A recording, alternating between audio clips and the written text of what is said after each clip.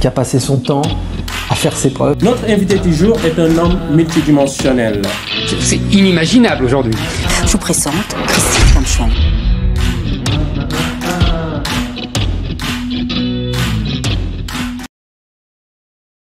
Alors bonjour les amis de la raison, j'espère que vous allez bien. Aujourd'hui on est reparti pour une nouvelle vidéo. On va s'intéresser à un sujet que vous connaissez bien. Après, comme je vous l'ai dit, le but c'est pas d'avoir raison, hein. Le but c'est vraiment d'éveiller certaines consciences. On a parlé pendant pas mal de temps du Covid-19. Bon, je trouve ça un peu ringard. Mais suite au décès de Monsieur Montagnier, hein, je lui ai rendu un petit hommage sur les réseaux sociaux. Vous pouvez toujours regarder, hein, c'est sur Instagram et aussi sur un compte TikTok qui seront affichés sûrement ici et ici. Donc là, on a reçu un invité et c'est vrai que ça a éveillé pas mal de discussions et je me suis dit que c'était l'occasion de partager avec vous, hein, un peu ces réflexions. On est déjà 2 ans après le Covid. Je vous cache pas que dans mon équipe, on a beaucoup de 3 dosés, 3, 4, 5 doses. Hein. 5 doses. Mathéo, t'es à combien de doses? 5-2. 5-2. 5-2, c'est pas mal. Ok. On a Abby. Abby, tu as combien de doses, Abby? Une seule et 2 fois le Covid. Ok, pas mal, elle s'en sort pas mal. Mariam, t'es pas obligé, hein, de dire? Tu veux pas dire? Et une fois le Covid. Ok, pas mal. Et oh, attention, bah, là il y a justement, il y a Julie, une autre. Oui, allô Julie? Oui, tu nous appelles, là on est en direct. Allô, une fois. Allô, 2 fois. Oui, alors Julie, ok, Julie a raccroché, elle a eu peur justement du direct. Mais c'est pas ça le problème. Le problème par rapport au Covid, c'est que 2 ans plus tard, ben, on est en droit de se poser quand même quelques questions. Notre savoir vis-à-vis du Covid a quand même évolué. N'est-ce pas Mathéo, ton savoir il a évolué par rapport au Covid? On apprend beaucoup de choses, c'est sûr, au fur et à mesure. Après, il faut savoir où s'informer et comment s'informer. Voilà. Et donc, en fait, même ce que je vous dis souvent, hein, ne croyez pas en tout ce que je vous dis. Faites vos propres investigations, trouvez votre vérité. C'est ça qui est vraiment l'essentiel. Mais clairement, Mathéo, tu peux nous rappeler pourquoi tu as fait cette 3e dose? Je l'ai fait pour plusieurs raisons, mais la principale, c'est parce qu'on nous interdit l'accès à pas mal de choses. Ouais. Et ouais, j'ai décidé de sacrifier une partie de ma liberté pour en acquérir d'autres. Ok. Et tu trouves ça normal, finalement? Non, au fond, je trouve pas ça normal. Après, ils appellent pas ça la vaccination obligatoire, parce qu'on peut toujours en soi résister et pas se faire vacciner, c'est un fait, c'est sûr. Mais dans les faits, ils ont quand même obligé et contraint une grande partie de la population à le faire. C'est mon cas, par exemple. Donc finalement, c'est pas un petit, hein, c'est un vrai coup de pression quand on y pense. Ouais, c'est en gros ce qui est assez fou. On vous prive de votre liberté. Et on vous dit, attention, si tu veux un peu de ta liberté, ben voilà, faut te faire vacciner. Et c'est vraiment assez bizarre finalement. Les gens oublient qu'il y a encore 2 ans, 3 ans, ben, ils pouvaient vivre sans masque, ils pouvaient se toucher, se dire bonjour, sortir, aller en boîte. Et tout d'un coup, on leur a mis une forme de pression.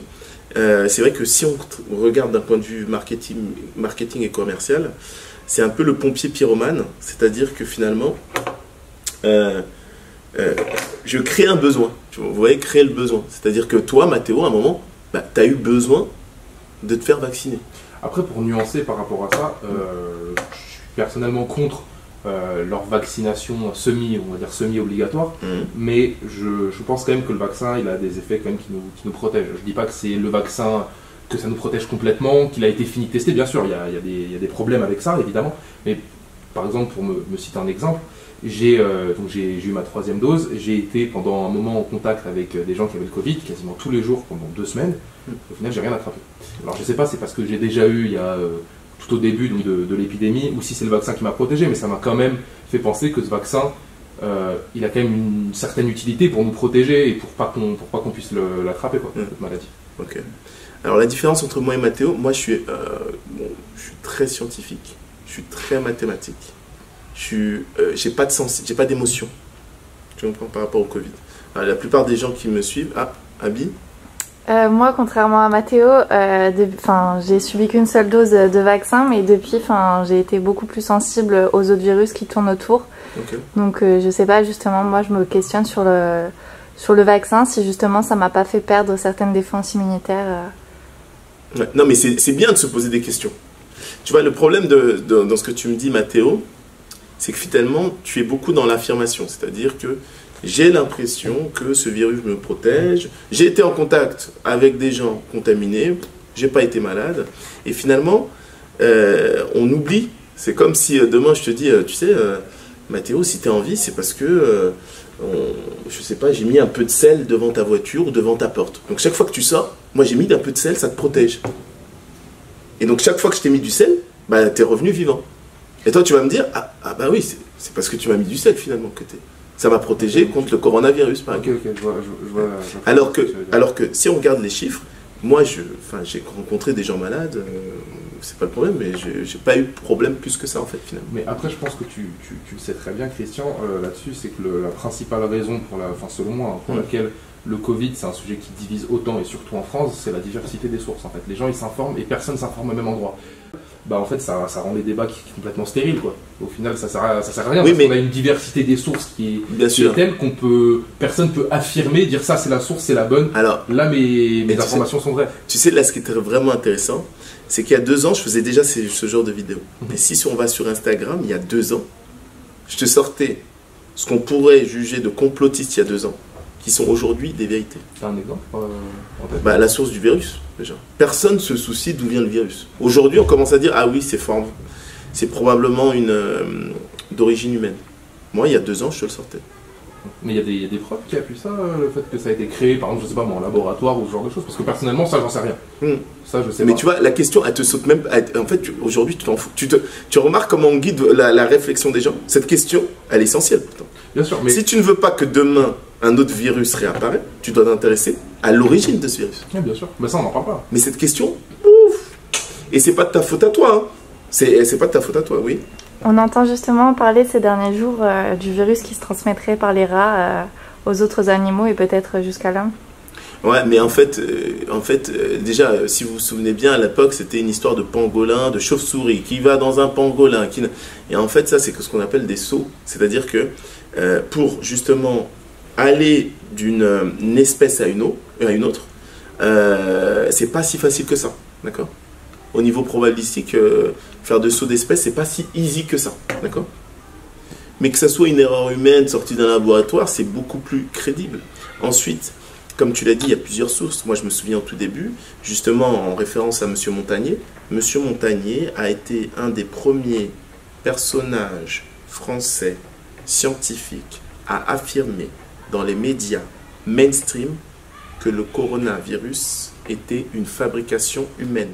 Actuellement dans les laboratoires, sur les patients. Et vous êtes arrivé à certaines conclusions. Alors, nous sommes arrivés à la conclusion qu'effectivement, il y avait eu une manipulation au sujet de ce virus. C'est-à-dire ? Eh bien, qu'une partie, je ne dis pas le total, n'est-ce pas, mais il y a un modèle qui est évidemment le virus classique, et là c'était un modèle surtout venant de la chauve-souris, mais à ce modèle on a par-dessus ajouté des séquences notamment du VIH, le virus du sida. Mais quand vous dites on a ajouté, qui a ajouté ? Ah, moi je ne sais pas. Et c'est pas naturel, c'est ce que vous voulez dire ? Non, ce n'est pas naturel, c'était un travail de professionnel, un travail de biologiste moléculaire. C'est un travail très minutieux, on peut dire d'horloger, on peut dire au niveau des séquences. Et si tu regardes son discours, ce n'était pas une hypothèse. Tu comprends ? Tu vois un peu ? On n'était pas dans du conditionnel. Tu vois ?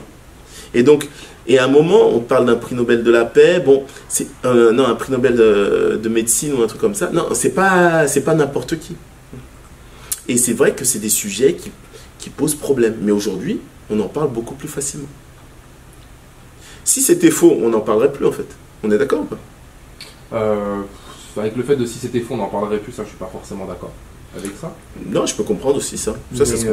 Mais non, mais c'est sûr qu'il y a beaucoup de questions qui se posent. Après, il faut savoir que vu que c'est un virus qu'on n'a jamais connu, qui est arrivé, qui est nouveau, il y a eu beaucoup de contradictions, ouais, bien sûr. Même au niveau du gouvernement, et c'est des choses qui sont... C'est sûr que c'est vraiment dommage, même pour la France, pour la crédibilité du gouvernement par rapport à la gestion de la crise, ça a été terrible. La séquence où on voit, il me semble que c'était le ministre de la Santé qui dit le port du masque n'est d'aucune utilité, et pour 2 semaines plus tard nous dire qu'on doit tous se masquer maintenant, c'est pas du tout crédible en fait. Sauf qu'après, je peux comprendre aussi le fait que le virus ils le connaissent pas, qu'on a appris à le connaître au fur et à mesure et qu'ils ont adapté les mesures à appliquer pour se protéger. Mais ça dessert la crédibilité, ça c'est sûr. Oui, et puis, mais là où le problème est, et c'est un problème que j'ai, et c'est pour ça que je fais des vidéos, c'est que j'aime bien parler à la conscience des gens, à la raison des gens. Parce que j'estime qu'on a tous cette capacité à raisonner. Et je me rends compte que c'est très difficile finalement. Parce qu'il y a beaucoup de bruit. Et comme tu l'as dit, il y a beaucoup de sources. Alors qui parle le plus fort, qui est le plus crédible, c'est pas si évident. Et moi en fait, ce que je fais, c'est vrai que j'alloue des probabilités à chaque information. Et puis après, à un moment, j'arrive à faire une sorte d'arbre de probabilité. Je me rends compte que la vérité, ma vérité, elle se situe ici. Et normalement, Mathéo, moi j'estime qu'à ton âge, tu dois aussi avoir ta vérité. Tu ne peux pas, après 2 ans, me dire « Ah ouais, non, mais j'écoute X, Y, et puis... » Non, tu as vu qu'il y a des gens qui t'ont menti. C'est-à-dire qu'il y a des gens, ils ont passé leur temps à venir dans les plateaux télé, ils t'ont menti. Et ça, c'est factuel. Et tu en as, depuis 2 ans, ils te disent la vérité. Je ne peux pas donner le même crédit à ces 2 personnes. On est d'accord? Oui, c'est sûr. Sauf que, en fait, comme tu dis, toi, Christian, voilà, tu es quelqu'un, tu as fait des maths toute ta vie, tu es quelqu'un qui est scientifique. Tu as peut-être des notions que j'ai pas forcément sur ce sujet. Je suis pas un spécialiste de... Bien sûr, tu n'es pas un spécialiste médical, je vais pas dire ça. Bien sûr, non, c'est ça que j'essaie, c'est très important. Mais honnêtement, je me suis quand même renseigné, comme tout le monde, sur le virus. Et des fois, il y a certaines sources, certains trucs, c'est pas vraiment accessible en fait, si on veut vraiment comprendre en détail les choses. Est-ce que tu sais qu'il y a des chiffres officiels des effets secondaires du vaccin sur la population qui sont accessibles? Et ils sont accessibles où? Sur Internet. Parce que le problème, c'est que sur Internet, si je tape... Non. Tu as l'agence des médicaments, tu vois, nationale des médicaments, tu as des tonnes d'agences qui sont officielles. Sauf que et ces chiffres... Ouais. Excuse-moi de te couper, mais tu me dis par exemple que certains... Enfin, je sais pas, je vais te poser la question. Est-ce que pour toi, certains chiffres qui nous ont été communiqués par le gouvernement sont faux? Ou ils sont tous vrais? Mais bien sûr que certains chiffres communiqués par le gouvernement sont faux. Bien sûr. Alors, dans ce cas-là, pourquoi je croirais l'Agence nationale du médicament et pas le gouvernement? Parce que c'est pas une institut gouvernemental. Ce sont bien sûr des fonctionnaires, mais ils ne sont pas au service du gouvernement. C'est comme des agences de statistiques, c'est comme l'agence qui suit le nombre de gens hospitalisés. En fait... Mais le gouvernement ne produit pas ces chiffres. Le gouvernement, il donne des chiffres qui ont été réalisés par des scientifiques, qui ont été réalisés... Tu vois, ça c'est ce que tu supposes. C'est sourcé. Non. Alors, c'est ça qui est intéressant. Tu dis c'est sourcé. Et c'est pour ça que des fois, il faut aller directement à l'information. Donc, il y a des gens qui travaillent et qui sont... en fait, ces chiffres, ils existent. Alors, je vais te sortir un chiffre. Tu avais en août dernier, en septembre dernier, en fait, on avait sorti les premiers résultats qui te montraient que sur 30 000 patients, tu en avais plus de 8 000. 30 000 vaccinés, tu en avais plus de 8 000. Tu en avais plus de 800, excuse-moi. Tu avais plus de 800 personnes qui ont eu des effets secondaires mortels, donc très graves, vis-à-vis du virus. Ce qui représente à peu près 2,3%.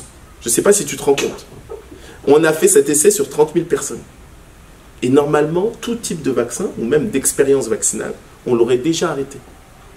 2,8% pour une maladie qui tue en France 0,15%. Je ne sais pas si tu te rends compte. Et ça, c'est des chiffres mais qui devraient choquer tout le monde. Donc là, ce que tu es en train de me dire, parce que je ne connaissais pas ce chiffre honnêtement, c'est que le vaccin, il tue 2,3% de la population qui a été vaccinée. Sur 30, regarde, je vais nuancer. Une étude a montré que sur 30 000 vaccinés, tu avais 800 morts. 800 morts.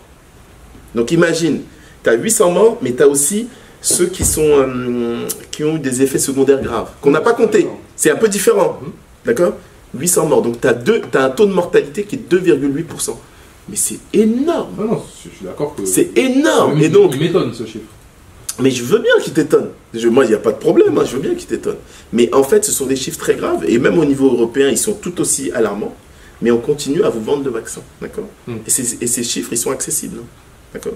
Donc on pourra mettre une petite vidéo. Je pense qu'on avait déjà fait une vidéo sur ces chiffres. Je me souviens d'ailleurs de Monsieur Poisson qui en avait parlé en direct à la télé.